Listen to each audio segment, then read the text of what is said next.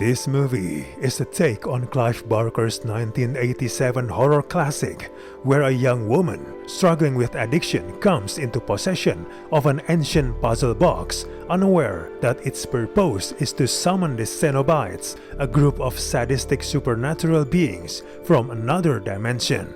First of all, we don't see any problem with female Pinhead. In fact, she's quite awesome in this movie. Unfortunately, the movie as a whole is really forgettable and bland. It doesn't work as a story, as it really struggles with narrative momentum and the characterization. This movie is plodding along, and especially the first half is not engaging and really uninteresting. It takes about an hour before the movie gives us the gore and sadistic imagery that has become the franchise identity. The script makes a mistake in assuming these characters are as interesting as they seem on paper. The human characters are not fully fleshed out, and Riley's self-destructiveness is not that terrifying. She's not sympathetic that we worry much about her, except to the extent she might accidentally harm others. There's actually a good potential metaphors regarding the drug abuse, exploring how the twisted fate of the puzzle box correlates with substance abuse.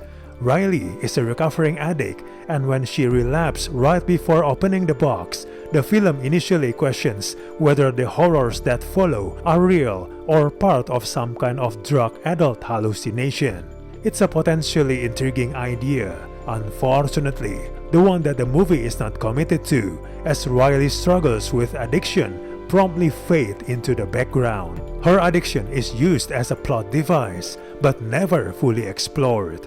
Because she's an addict, her hellish visions after opening the box are dismissed by non-believers. The nature of addiction could be inspiring to Hellraiser, but the film is not interested in any parallel between the disease of addiction and the pool of hell. It's only there to drive a wedge between Riley and her brother. Despite some decent effects and Cenobites designs, this movie's overall aesthetic is mediocre. A lot of the movie takes place in the dark corridors into which you cannot see, especially on a streaming service at home.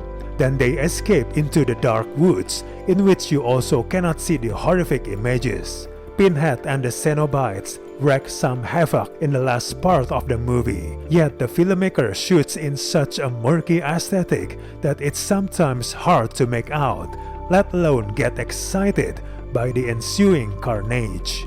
There's also a bit problem in the mythology and rules regarding the puzzle box in this new movie, which we cannot say due to spoilers. But the result is not the mind-blowing surprise the film seems to think it is. Rather, it seems like poorly thought out fan fiction. Overall, this is not a good movie.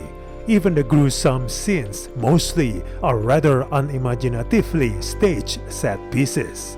So the good stuff from this movie is only the new female Pinhead.